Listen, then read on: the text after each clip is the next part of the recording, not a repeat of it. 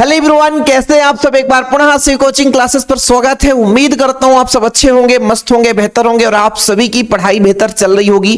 Class 12 chemistry में बच्चों आज हम बात करेंगे संचारण के बारे में, क्योंकि संचारण से क्वेश्चन हमेशा पूछा जाता है, चाहे वो 2 नंबर में आ जाए, चाहे वो 1 नंबर में आ जाए, चाहे 3 नंबर में आ जाए। बच्चों संचारण से क्वेश्चन हमेशा देखने को मिलता है। चलिए शुरू करते हैं। संचारण है क्या। जैसे आप लोग अभी बरसात का समय चल रहा है, एक घर से बढ़िया फ्रेश लोहा ले जाकर अपने आंगन में फेंक देना। 2-3 दिन बाद देखोगे उसका कलर चेंज हो जाएगा और लोहा भूरे रंग का हो जाएगा। बढ़िया नया छड़ा आप ले लेना, है ना। लोहे का छड़ा आप लोगों को पता होगा, आपके घर में होगा, और फेंक देना। इसका मतलब यह हुआ कि जैसे हमने नमी में लोहे के छड़ को फेंका तो उसके ऊपर एक लेयर जम जाता है, एक परत बन जाता है बच्चों, जिसे बोलते हैं हम जंग।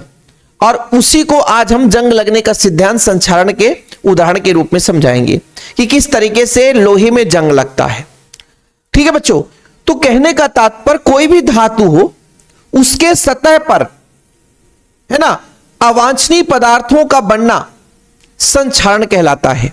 अनुपयुक्त पदार्थों का बनना, जैसे कोई आप धातु है उसे खुले जगह पर छोड़ दो तो धीरे धीरे करके उसके सतह पर अवांछनीय पदार्थ का एक लेयर बन जाता है और धीरे धीरे वो नष्ट हो जाता है। आप जैसे टीन है बच्चों, आप लोग जैसे देखते होंगे कि जो घरों में छाते हैं टीन, यदि उसको खुला छोड़ दो, आपके घर में जो ड्रम होता है, प्लास्टिक का ड्रम नहीं, लोहे का ड्रम हो, है ना, टीन का ड्रम हो, किसी का आप खुले पे छोड़ दो तो 4 साल बाद वो धीरे धीरे क्षरित हो जाता है। अरे आप ग्लास छोड़ दो ना, खुले जगह में छोड़ दो, 2-4 साल में उस ग्लास में मतलब छेद हो जाएगा, धीरे धीरे वो क्षरित हो जाएगा। वो सीधे लास्ट में मतलब उस पर अवांछनीय पदार्थ जमा होते होते सीधे वो मिट्टी बन जाएगा एक दिन। तो कोई भी धातु हो वो अवांछनीय पदार्थों में परिवर्तित होने की जो प्रक्रिया बच्चों, वो संचारण कहलाती है। जैसे वायुमंडल में नमी है, विभिन्न प्रकार की गैसें हैं, इनके उपस्थिति में, है ना, जो मूल तत्व है, जो मूल आपका धातु है, उसका अवांछनीय पदार्थों में परिवर्तित होने की जो घटना बच्चों, वो आपका संचारण कहलाता है। ठीक है। बिना नमी के नहीं हो सकता, बिना ऑक्सीजन के नहीं हो सकता। यदि निर्वात में यदि हम रख दें किसी धातु को तो वो बिल्कुल वैसे ही रहेगा। जैसे आप हमेशा देखते हैं कि घर का जो दरवाजा होता है उसमें यदि लोहे का दरवाजा है तो उसको हर साल पेंटिंग करते हैं। जानते हैं क्यों? क्योंकि वो उस पर संचारण ना हो सके, मतलब वो क्षरित ना हो सके, नष्ट होने से बच सके। तो ऊपर लेयर बन जाता है, पेंट लगा देते हैं। मान लीजिए नमी भी आए, वायु के संपर्क में आए तो वो पेंट से टकरा करके अंदर का जो मूल जो तत्व है, जो आयरन है, वो क्षरित ना हो पाए, है ना। आप अपने घर में देख लेना, खिड़कियों में भी पेंट वार्निश कर दी जाती है। जो हम बाहर से लोहे का सामान जो भी यूज करते हैं वार्निश कर देते हैं।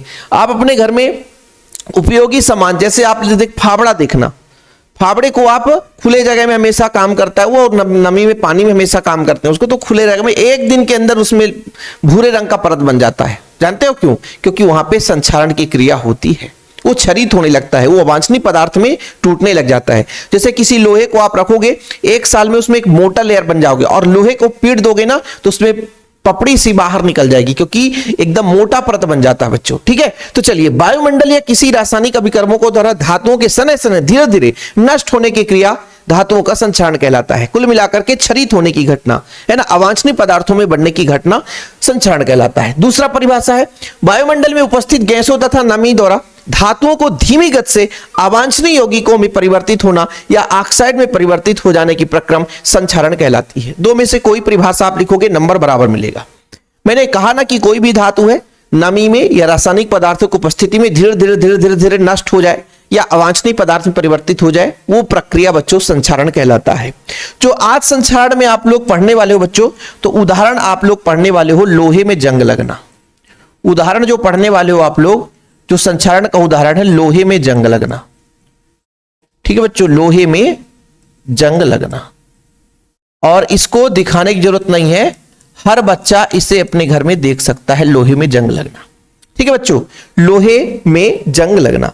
यदि मैं कह दूं कि मान लीजिए निर्वात है, कोई मतलब निर्वात है बच्चों और शुष्क है, निर्वात भी है और शुष्क है, निर्वात है बच्चों और शुष्क है, यानी वहां नमी नहीं है।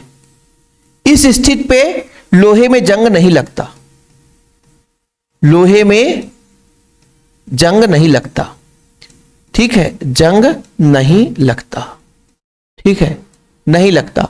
यानी कहीं पे यदि शुष्क है, आप कमरे के अंदर लोहे को रख लो 4 साल 5 साल 10 साल 20 साल, वहां जंग नहीं लगेगा। जंग तभी लगेगा जब वहां नमी आएगी। नमी मतलब जल वाष्प के कण आएंगे बच्चों। लेकिन वहीं पे यदि नमी आ जाए, क्या आ जाए बच्चों? नमी। नमी के साथ साथ वायु, इन दो चीजों की उपस्थिति में लोहे में जंग लगेगा, है ना बच्चों? लोहे में जंग लगता है। ठीक है, मैं बता रहा हूं कि भाई यदि नमी नहीं है, निर्वात है बच्चों, शुष्क है, तो वहां पे लोहे पे जंग नहीं लगेगा। लेकिन बच्चों यदि नमी और वायु मिल गया तो लोहे पर जंग लगता है। और जंग का फार्मूला यदि कोई आपसे पूछे तो क्या होता है बच्चों? जंग का रासायनिक सूत्र Fe2O3 इंटू XH2O। जी हां, जंग का ये रासायनिक सूत्र आपको पता होना चाहिए। कई बार एक नंबर में ऑब्जेक्टिव पूछा गया है कि जंग का सूत्र क्या है। इसके हम पूरा क्रियाविधि समझाएंगे बच्चों, लेकिन फिलहाल परिभाषा और ये आप लोगों को पता हो जाए कि भाई यदि कह दिया जाए कि नमी के उपस्थिति में संक्षारण की क्रिया होती है, कथन सत्य है कि असत्य? तो बिल्कुल सत्य है। यदि कह दिया जाए शुष्क में या निर्वात या शुष्क में लोहे में जंग लगता है, तो गलत है सर। निर्वात हो शुष्क हो तो वहां पर लोहे में किसी प्रकार से जंग नहीं लगता। ठीक, यहां तक किसी कोई प्रॉब्लम?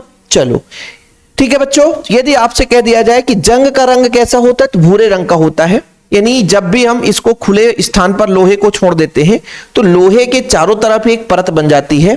ठीक है बच्चों, हाइड्रेट आयरन ऑक्साइड का एक परत बनता है जिसे हम जंग कहते हैं। जंग का सूत्र आपको पता ही है। ठीक है, हाइड्रेट फेरिक ऑक्साइड या आयरन ऑक्साइड बोल देना। चलिए हम सीधे बात करते हैं संक्षारण किसे कहते हैं। अब बच्चों बात करेंगे संक्षारण का सिद्धांत, बहुत महत्वपूर्ण है।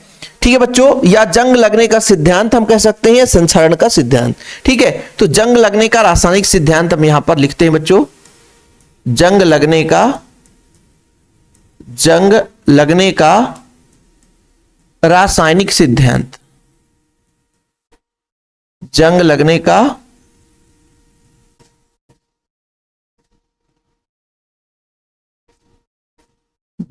का रासायनिक सिद्धांत। देखो बच्चों, जंग कैसे लगता है? जब भी लोहे को खुले जगह पर छोड़ दिया जाता है, खुले स्थान पर छोड़ दिया जाता है, तो लोहे में बच्चों एक अशुद्धि अर्थात एक अवांछनीय परत बनता है। फलस्वरूप वो जो लोहा है एक विद्युत रासायनिक सेल की भांति कार्य करने लग जाता है ना? मतलब इस सिद्धांत के अनुसार जब भी हम लोहे को खुले जगह पर छोड़ देते हैं, इस सिद्धांत के अनुसार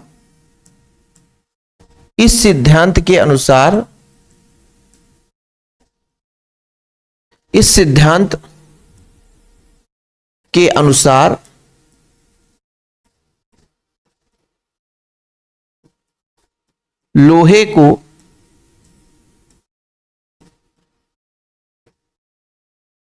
खुले जगह, मतलब बच्चों जहां नमी हो और जहां क्या हो, वायु हो, में रखने पर यानी खुले जगह पे जब रखते हैं बच्चों, तो ये एक विद्युत रासायनिक सेल की भांति कार्य करने लग जाता है। विद्युत रासायनिक सेल की भांति कैसे? जैसे हमने कहा कि एक लोहा उसको खुले जगह पर छोड़ दे, उसके अवांछनीय परत बन जाता है बच्चों। जहां पे मतलब शुद्ध लोहा है वो एनोड का काम करने लग जाता है, और जो अवांछनीय जहां पे परत जमती है वो आपका कैथोड का कार्य करता है। ठीक है बच्चों, तो अशुद्ध लोहे की सतह पर, है ना, जो आपका अशुद्ध लोहे का सतह है बच्चों रखने पर, अशुद्ध लोहे का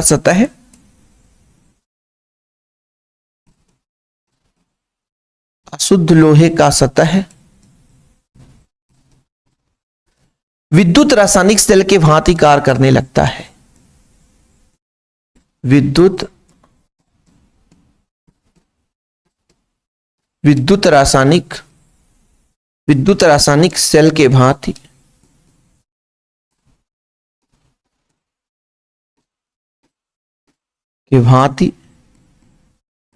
कार्य करता है। ठीक है, हिंदी अब बाद में लिखेंगे, थोड़ा सा पहले बिना डायग्राम के इतना समझाना ना कठिन हो जाता है, इसलिए अपन एक डायग्राम बनाते हैं बच्चों। सबसे पहले क्या बनाते हैं, डायग्राम। डायग्राम कैसे बनाएंगे, पहले हम लोहे का डायग्राम बनाते हैं। ठीक है, चलो सर थोड़ा सा यहां पर लेते हैं और यहां से आयरन ले लेते हैं अपन, ज्यादा लंबा चौड़ा नहीं करेंगे बच्चों, इतना, ये अपना आयरन है। ठीक है, क्या हो गया, आयरन हो गया। ठीक है,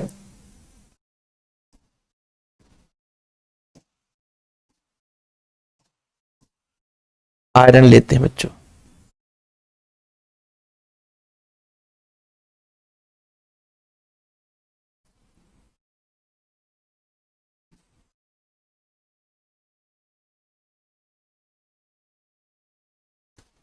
ये आयरन है मतलब लोहा है।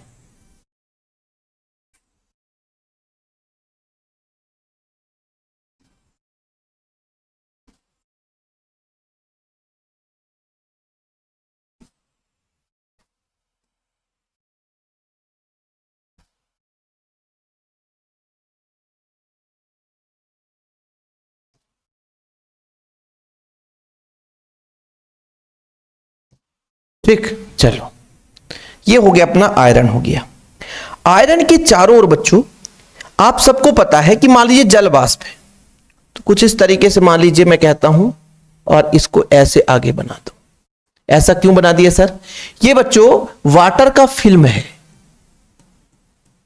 वाटर का फिल्म है मतलब जल वाष्प का परत है बच्चों। और ये एक और आपका एयर है, यहां पर एयर का मात्रा ज्यादा है। ठीक है, यदि मैं बात करूं तो भाई साहब यहां पर एक साइड में कहता हूं कुछ इस तरीके से बच्चों, देखना थोड़ा सा, यहां पे मैं कहता हूं कि देखना ये शुद्ध लोहा है बच्चों।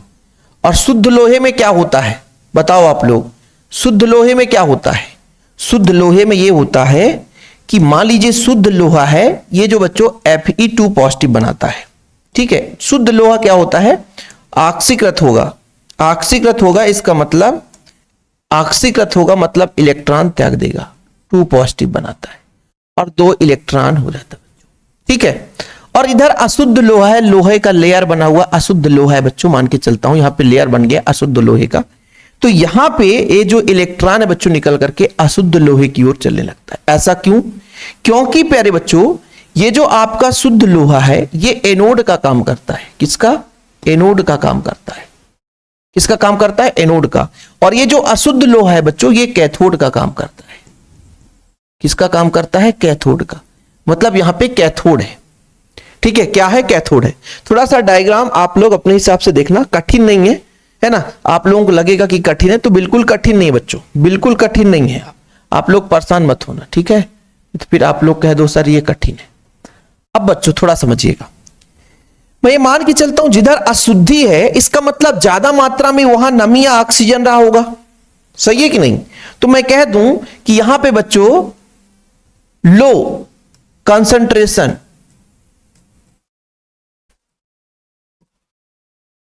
ऑफ O2 और इधर बच्चों हाई कंसंट्रेशन मतलब उच्च सांद्रता, इधर मैं कह दूं high concentration of O2, of O2, इधर बच्चों हाई कंसंट्रेशन है। ठीक, ये चीज हो गया सर। अब इसमें होता क्या है, आप सबको पता है कि एनोड पर इलेक्ट्रॉन त्यागा जाता है, तो इलेक्ट्रॉन त्याग दिया ऑक्सीकरण को, ये इलेक्ट्रॉन यहां पर पहुंचता है। यहां पे क्या होता है, यहां पे बच्चों नमी है, नमी का मतलब है H2O, नमी का मतलब H2O और H2O मतलब पानी, और बच्चों साथ में आपका ऑक्सीजन।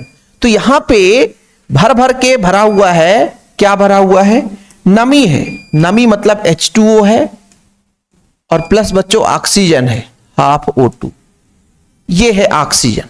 ठीक है, तो ये जो इलेक्ट्रॉन है एनोड पर जाता है, इलेक्ट्रॉन ग्रहण करता है बच्चों, फलस्वरूप आपका OH नेगेटिव आयन बनाता है। फिर जो आपका Fe और OH है Fe2O3 के रूप में निर्माण हो जाता है। ठीक है, सबसे पहले तो आप लोग ये सिद्धांत को समझो कि भाई सिद्धांत के जब भी हम लोहे को खुले स्थान पर या खुली जगह पर छोड़ देते हैं तो अशुद्ध लोहे का जो सतह है विद्युत रासायनिक सेल की भांति कार्य करता है। जो आपका शुद्ध लोहा है बच्चों वो किसका कार्य करेगा, एनोड का कार्य करेगा, और जो अशुद्ध लोहा वो कैथोड का कार्य करता है। तो यहां पर हम लिखेंगे बच्चों, थोड़ा सा ये हेडिंग आप लोग लगाएंगे और इसके आगे लिखेंगे कि शुद्ध लोहा किसका कार्य करता है बच्चों, एनोड का कार्य करता है, एनोड का, तथा अशुद्ध लोहा कैथोड का कार्य करता है, कैथोड का कार्य करता है।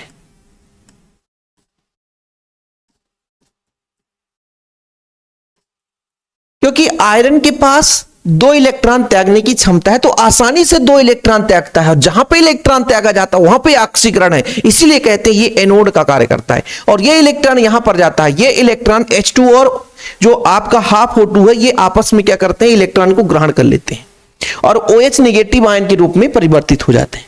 बिल्कुल आप चिंता ना करें, इतना तक यदि आपको क्लियर है बच्चों तो आप लोगों को आगे परेशानी नहीं होगी।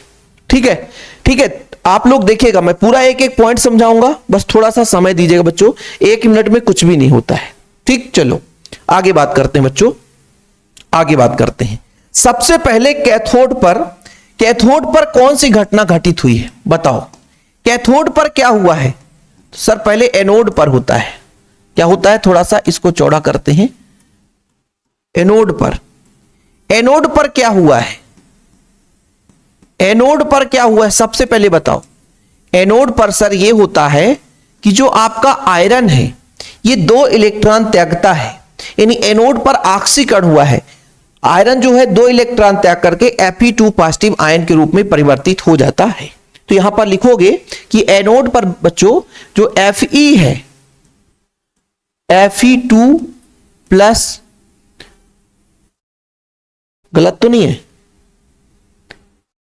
Fe2 प्लस आयन के रूप में बिलियन में चला जाता है। आप कहोगे सर बिलियन कहां है, बताऊंगा। बिलियन में चला जाता है, बिलियन में चला जाता है। इसका मतलब Fe जो है बच्चों वो Fe2 पॉजिटिव बनाया और 2 इलेक्ट्रॉन इससे निकल गए।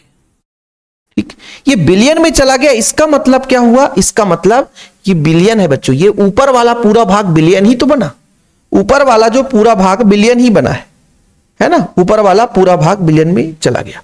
और जो 2 इलेक्ट्रॉन है बच्चों ये कहां पर जाता है, कैथोड पर। और कैथोड पर क्या होता है, कैथोड पर आपका अपचयन होता है। क्या होता है बच्चों, अपचयन होता है, सिंपल है, समझ रहे ना। यानी जो 2 इलेक्ट्रॉन है यहां पर हम लिख देते हैं बच्चों कैथोड पर, ठीक है, कैथोड पर, थोड़ा यहां पर लिख देते हैं अब कैथोड पर, कैथोड पर,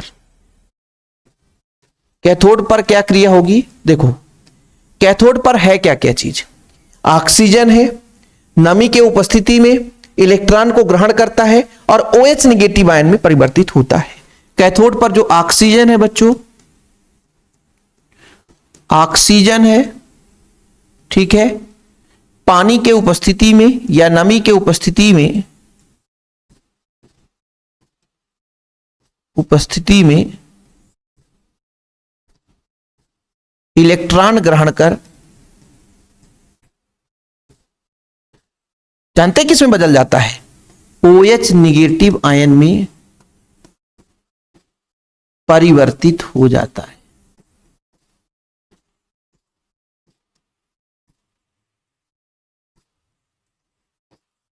अर्थात बच्चों यहां पे लिखते बनेगा आप लोगों से, देखना भाई हमने कहा O2 है, हमने कहा O2 है, जितना जरूरत पड़ेगा ये आपका H2O है बच्चों, आपका O2 है, ठीक है, और बच्चों इलेक्ट्रॉन लिया गया, जितना इलेक्ट्रॉन चाहिए तो OH निगेटिव आयन में बदल गया।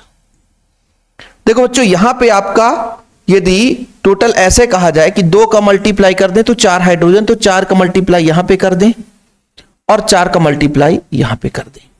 तो इस तरीके से बच्चों एनोड और कैथोड पर अब क्रिया होता है। एनोड पर 2 इलेक्ट्रॉन, अब ये जो 4OH नेगेटिव आयन ना बच्चों, तो यहां पर आपका 4OH नेगेटिव आयन आ चुका है। कहां पे? बिलियन पे आ चुका है। कहां पे आ चुका है? बिलियन पे आ चुका है। ये पूरा रासायनिक सिद्धांत कर रहा हूं, एक एक पॉइंट बता रहा हूं, रटना ना पड़े आपको कि भाई जो एनोड है यहां पर इलेक्ट्रॉन त्यागा गया है क्योंकि ऑक्सीकरण हुआ है। इलेक्ट्रॉन कहां जाता है? कैथोड की ओर जाता है। Fe2 पॉजिटिव आयन बिलियन में चला गया। यहां पे बच्चों कैथोड पर क्या क्रिया हुई? नमी है, ऑक्सीजन है, ऑक्सीजन नमी के उपस्थिति में कैथोड से इलेक्ट्रॉन लेता है और OH नेगेटिव आयन में परिवर्तित हो जाता है। लाइट ऑफ हो गई है। किसमें परिवर्तित होगा बच्चों? OH नेगेटिव आयन में परिवर्तित हो जाता है। ठीक है, यानी ऑक्सीजन जो है नमी की उपस्थिति में इलेक्ट्रॉन लेकर इसमें बदल जाता है बच्चों। अब आगे क्या होगा सर? अब बिलियन में क्रिया होगी, है ना। मतलब जो आपका बच्चों यहां पे आयरन है, ये आयरन किस में बदलेगा? OH के साथ क्रिया करेगा। इसको अगले पेज में कर लेते हैं तो और अच्छा रहेगा। एक और पेज लेते हैं बच्चों। अब देखिएगा, मैंने यहां पे ये बताया कि भाई साहब इधर से आपका Fe2 पॉजिटिव जा रहा है और इधर से OH निगेटिव आ रहा बच्चों, तो ये क्या बनाएगा? देखो बिलियन में ये जो भाई अब बिलियन, ऊपर बिलियन बना, ऊपर जो बिलियन बना, ऊपर का जो एक लेयर है क्या बना? बिलियन बना, है ना। मतलब जो आपका Fe2 पॉजिटिव है ना। जैसे मान लीजिए मैंने यहां पे कहा बच्चों, थोड़ा समझ लेना कि एनोड पर Fe2 पॉजिटिव है और कैथोड पर OH नेगेटिव आयन है। ये दोनों मिल करके क्या बनाते हैं? एनोड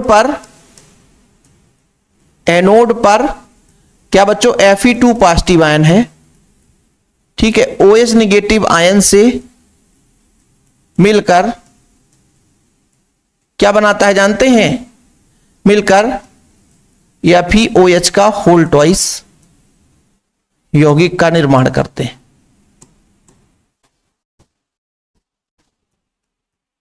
यौगिक का निर्माण निर्माण करते हैं। अब कैसे करेंगे, है ना। कैसे करेंगे बच्चों? जो आपका Fe है 2 पॉजिटिव है, OH नेगेटिव है, जितना चाहिए हम ले लेंगे, तो ये बनाएगा FeOH का होल ट्वाइस। जैसे ट्वाइस है बच्चों तो 2 का यहां पे मल्टीप्लाई कर दें। यदि मान लीजिए 4 लेंगे तो 2 का यहां पे मल्टीप्लाई करना पड़ेगा। ये आपका बन गया FeOH का होल ट्वाइस। इतने में परिवर्तित नहीं भाई। जंग का सूत्र क्या है? Fe2O3। अब ये खुद Fe2O3 में बदलेगा, मतलब इससे जल का अणु टूट करके बाहर हो जाएगा। जो आपने FeOH का होल ट्वाइस बनाया है बच्चों, ये इतने में शांत नहीं रहता है। इससे जो है जल का अणु टूट करके बाहर हो जाएगा और आपका बनेगा Fe2O3, क्योंकि Fe2O3 तो बनना है और Fe2O3 बच्चों, है ना, दिक्कत हो जाएगा। चलो अब यही बच्चों, है ना, जो आपका यौगिक है, यानी जो आपका Fe2O3OH जो है बच्चों, OH का होल ट्वाइस है ना। ऑक्सीजन व नमी के उपस्थिति में, ऑक्सीजन व नमी के उपस्थिति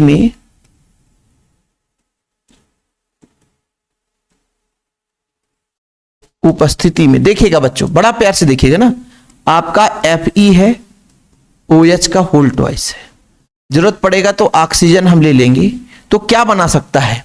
Fe2O3 बनाएगा। ठीक है बच्चों, Fe2O3 बनाएगा और जल का अणु बाहर यदि होगा तो H2O के रूप में बाहर हो जाएगा। जल का अणु बाहर होगा तो H2O के रूप में बाहर हो जाएगा। ठीक है बच्चों, है ना, H2O के रूप में। या कि फिर ऐसा कर सकते हो, जितना जरूरत पड़े तो H2O यहां जोड़ दो, डायरेक्ट जंग लग जाएगा, जंग बन जाएगा। डायरेक्ट यदि कहना चाहते हो तो यहां पर आप करके XH2O कर दो। अब कितना चाहिए? तो देखो भाई, आयरन है, यहां पे 2 का मल्टीप्लाई कर देंगे। ठीक, यहां पे 2 का मल्टीप्लाई कर देंगे बच्चों। और ऑक्सीजन कितना हो गया? 2 दूनी 4। ठीक है, 4 हो गया। और जितना चाहिए यहां पे हम ले सकते हैं, 2 दूनी 4 हो गया। यहां पर हाफ O2 हमने लिया था। और बच्चों आप H2O तो जितना चाहो ले सकते हो, क्योंकि नमी के उपस्थिति में हो रहा है ना, नमी के उपस्थिति में हो रहा है, तो यहां पर आप लोग नमी कर दो, H2O। ये लो, ठीक है, तो ये आपका बन गया जंग बच्चों। अब कितना H2O, तो जितना H2O चाहिए हो उतना आप कर सकते हो, जितना H2O चाहिए हो, है ना, जितना H2O चाहिए हो उतना आप कर सकते हो, कोई दिक्कत नहीं है। बस बच्चों यही आपका हाइड्रेट फेरिक ऑक्साइड बन गया। ठीक है, हाइड्रेट। जंग का सूत्र यदि कोई पूछेगा ना, जंग का सूत्र, तो ये है जंग का सूत्र। ठीक, hydrated ferric oxide, hydrated ferric oxide लिखोगे? नहीं लिखोगे सर, हाइड्रेटेड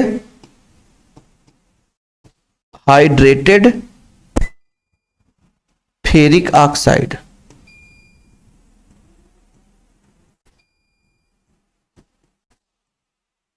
ठीक, जंग के सिद्धांत में इतना ही लिखना है और हमारा जंग खत्म हो जा रहा है। मतलब यदि आप लोग यहां पे और कुछ लिखना चाहोगे तो कुछ नहीं, यहां पर इलेक्ट्रॉन का फ्लो हो रहा है बच्चों, इलेक्ट्रॉन का फ्लो हो रहा है, बस इतना डायग्राम बनाओगे काफी है यार। ये आपका लोहा है, आयरन है बच्चों। ठीक, चलो स्क्रीनशॉट ले लो, इसको बढ़िया स्क्रीनशॉट ले लो और इसके बाद अगले पेज का भी स्क्रीनशॉट ले लेना। इसके बाद बच्चों धीरे धीरे करके अपन देखेंगे कि संक्षारण को प्रभावित करने वाले कारक और कैसे उसका बचाव करते हैं। ठीक है, तो ये हुआ सिद्धांत। सिद्धांत एक एक पॉइंट आपको मैंने जैसे लिखाया बच्चों वैसे ही आपको एग्जाम में लिखना है।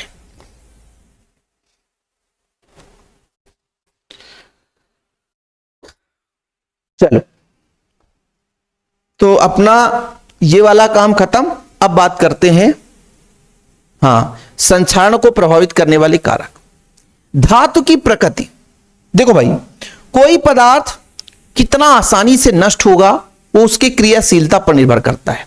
जो जितना ज्यादा क्रिया करेगा, जितना ज्यादा सक्रिय होगा, नमी की उपस्थिति में आसानी से उसमें विद्युत रासायनिक सेल बन गया, आसानी से वो क्रिया कर लिया बच्चों, तो वो फिर आपका उतना आसानी से क्रिया करेगा, उतना आसानी से उसमें क्षरण होगा और लेयर बन जाएगा। ठीक है, किसी धातु की क्रियाशीलता जितनी अधिक होगी वह धातु उतना ही अधिक संचरित होगा। ठीक है, इतना भी लिख दोगे एग्जाम में तो बन जाएगा, नंबर मिल जाएगा। मतलब अशुद्धियों की उपस्थिति, जैसे मैंने कहा कि ये जो संक्षारण आपने पढ़ा, यहां पर अशुद्धियां हैं, रस्ट भी है बच्चों।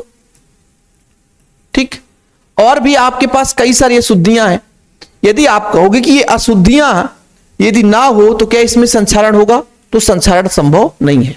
यानी कोई भी धातु है उसके आसपास बच्चों अशुद्धि होना चाहिए। यदि अशुद्धि नहीं है तो फिर संक्षारण नहीं होगा। अशुद्ध लोहे में शुद्ध लोहे के बजाय जंग लगने का दर अधिक होता है।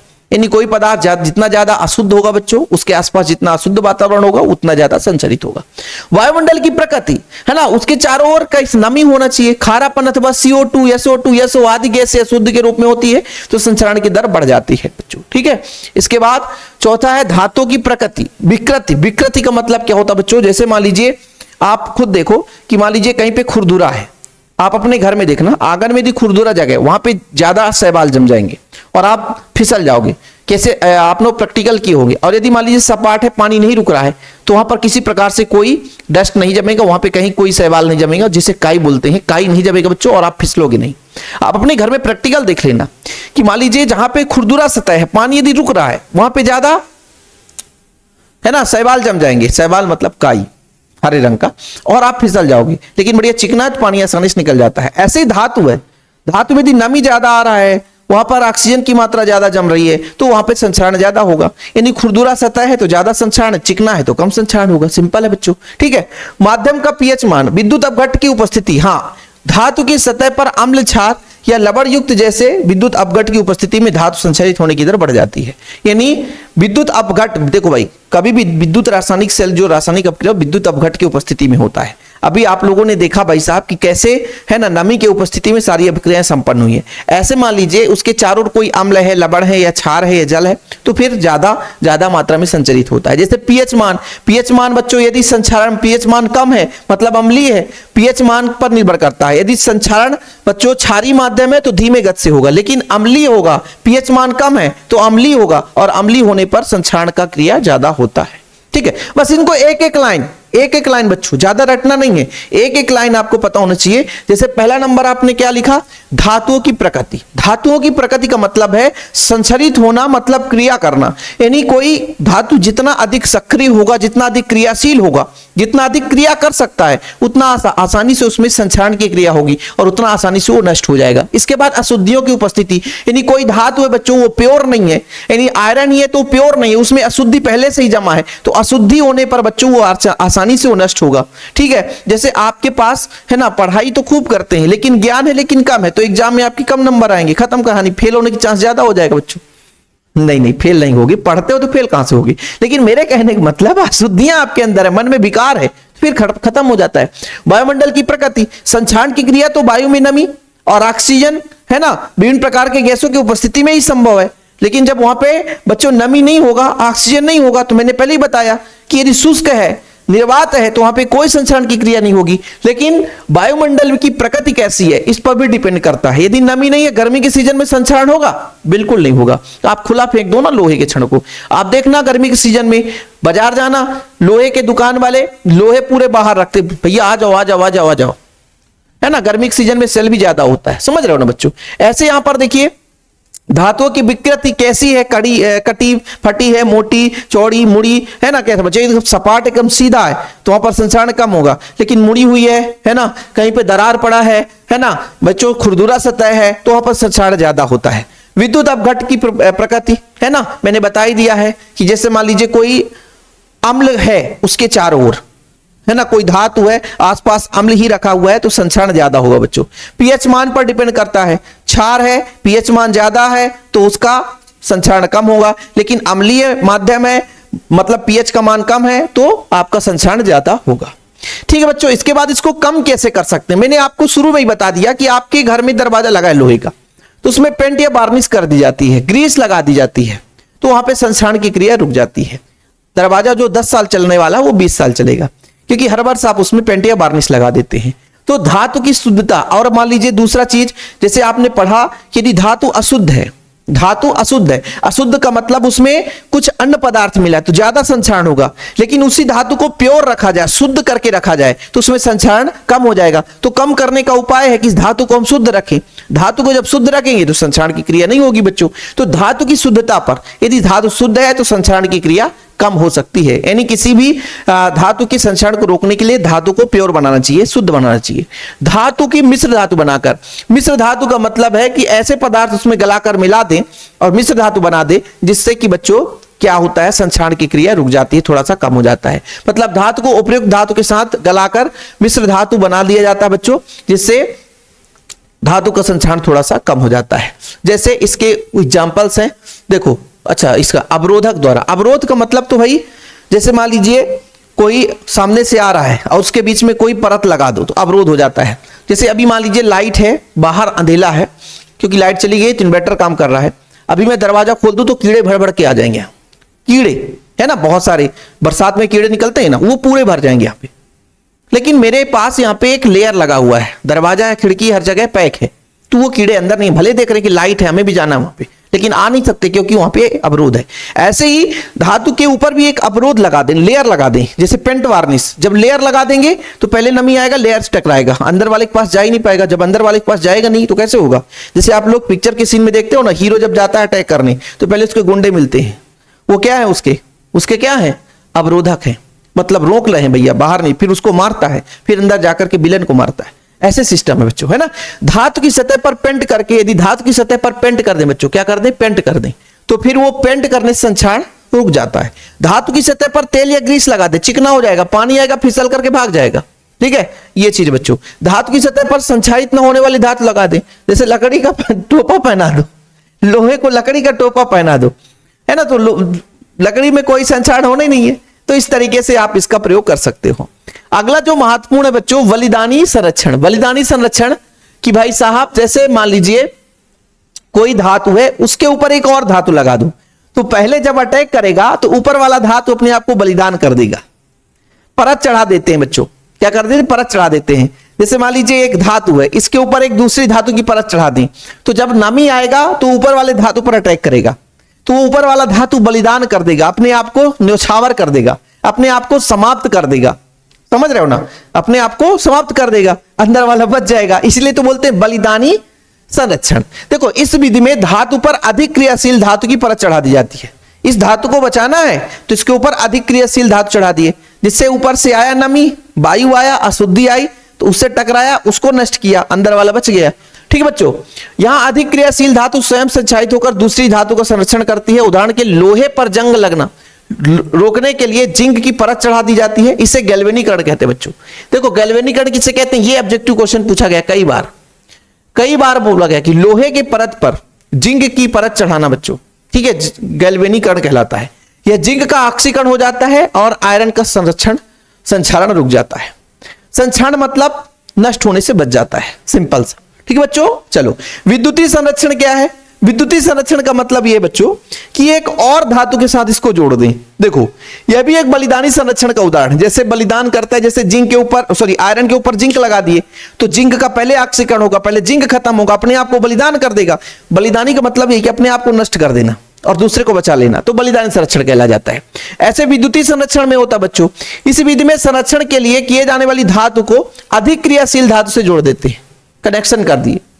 ठीक है, इससे अधिक क्रियाशील धातु एनोड बन जाती है और एनोड पर ऑक्सीकरण होता है, अतः संक्षारण होता रहता है। संक्षारण किए जाने वाली धातु कैथोड का कार्य करती है। ठीक है, उसका संक्षारण नहीं होता है। यह विधि भूमिगत पाइप, पानी के जगह आदि के संक्षारण रोकने में प्रयुक्त होती है। सिंपल सा कहने का तात्पर्य हुआ कि मान लीजिए आप जमीन के अंदर किसी पाइप को लगा रखे हैं और अब उस पाइप को संक्षरित होने से बचाना है, तो उसको जोड़ करके एक बाहर क्रियाशील धातु गाड़ दिया आपने। अब जो नमी आएगी तो वो एनोड के पास आएगी, जो एनोड का जो शुद्ध होता है वही एनोड कार्य करता है। आपने पढ़ा ना कि शुद्ध जो आपका लोहा होगा वो एनोड का कार्य करेगा और वहीं पर ज्यादा संक्षारण होगा। संक्षारण क्यों होगा आपको मैंने इस डायग्राम में बताया, देखो जरा बड़े प्यार से समझना। यहां पे देखो आयरन जो है इलेक्ट्रॉन दे करके आयरन का अणु बाहर जाता है, तो आखिरकार यहां पे कम होता जाएगा, धीरे धीरे कम होता जाएगा। तो मान लीजिए किसी ऐसे लोहे को हमको संक्षरित करना है, ऐसे धातु को संक्षरित होने से बचाना है जो कि मान लीजिए जमीन के अंदर है, ठीक है, जिसको हमने गाड़ रखा है। अब उसको बचाना है तो उसका कनेक्शन एक और लोहे से कर दिए, बाहर वाले लोहे से। अब बाहर वाला लोहा शुद्ध है, एनोड का कार्य करेगा, और अशुद्ध लोहा उसमें थोड़ी बहुत शुद्धियां कम है, मतलब अशुद्ध थोड़ा सा, तो कैथोड का कार्य करेगा। तो कैथोड क्षरित नहीं होता है, जैसे जहां पे जंग लग गया वो अशुद्ध लोहा बन गया, और ज्यादा तीव्रता कहां पे जाएगी, जो शुद्ध है वो उसको नष्ट करेगा। वो बोले सड़े में क्या जाए, सड़े में, है ना, समझ रहे हो, कहते हैं ना कि बिगड़े को क्या बिगाड़े, अच्छे आदमी को बिगाड़े तो मजा आता है। ऐसे कुछ लोग होते हैं, जिससे आपके साथी संगत भी ऐसे कुछ होंगे। आप पढ़ने लिखने में माहिर होंगे, आप बोले भाई चलो ना यार घूमने चलते हैं, थोड़ा सा घूम लेंगे क्या दिक्कत है, थोड़ा सा खेल लेंगे तो क्या दिक्कत है, पूरा दिन तो पढ़ लेंगे। और ऐसे ऐसे ऐसे ऐसे पूरा दिन चला जाता है। ऐसे जब मोबाइल खोलते हो वीडियो देखे, अरे यार आधे घंटे बड़ा बोरिंग लग गया, थोड़ा रील देख लेते हैं, क्या दिक्कत है, एक ही वीडियो तो देखना है, एक देखे खिसकाए दूसरा भी आ गया, क्या भैया मजा आ रहा है यार, एक और देख लेते हैं, अरे 10 ही मिनट तो देख रहे हैं यार, फिर तो पढ़ना ही है, आगे चलते चलते 15 मिनट तो हो गया देख रहे हैं, तो क्या पढ़ना ही तो है। तो ऐसे में आपका समय चला जाता है। समझ रहे हो ना, बात को समझ रहे हो क्या कह रहा हूं मैं, कि भाई साहब संगत का असर बहुत पड़ता है। ठीक है, तो ये चीजें क्लियर है बच्चों कि भाई जो आपका शुद्ध है उसी का संक्षारण होगा, अशुद्ध का नहीं होता है। बिगड़े आदमी को कोई नहीं बिगाड़ता, जो सही है उसी को बिगाड़ता है। इसलिए कहते हैं अशुद्ध लोहे को, पाइप को आपने जमीन के अंदर गाड़ रखा, उससे शुद्ध लोहा बाहर रखो, वही एनोड का कार्य करेगा, और उसको कनेक्शन कर दो, तो जब संक्षारण होगी बच्चों तो शुद्ध लोहे का होगा, और जो आपका अशुद्ध है वो पहले से अशुद्ध है लेकिन पूरा अशुद्ध नहीं है, उसको हमको बचाना है। उससे शुद्ध लोहा बाहर हमने एनोड का कार्य करके बाहर रख दिया है, ताकि यदि संचरित हो तो वो बाहर वाला एनोड संचरित हो, है ना।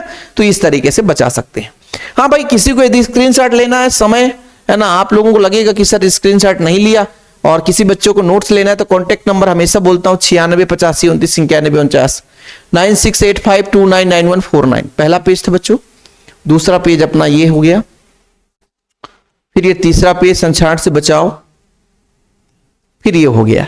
ठीक है, स्क्रीनशॉट ले लेना और आप लोग लिख लेना, बाकी नोट्स ले लो आप प्रॉपर रूप से, तैयारी के लिए बेहतर होगा। नोट्स में आपका पूरा प्रॉपर रहता है ताकि आपकी प्रॉपर तैयारी हो सके। फिलहाल अभी के लिए इतना ही। वीडियो पसंद आए तो लाइक करके शेयर करें। जय हिंद, वंदे मातरम।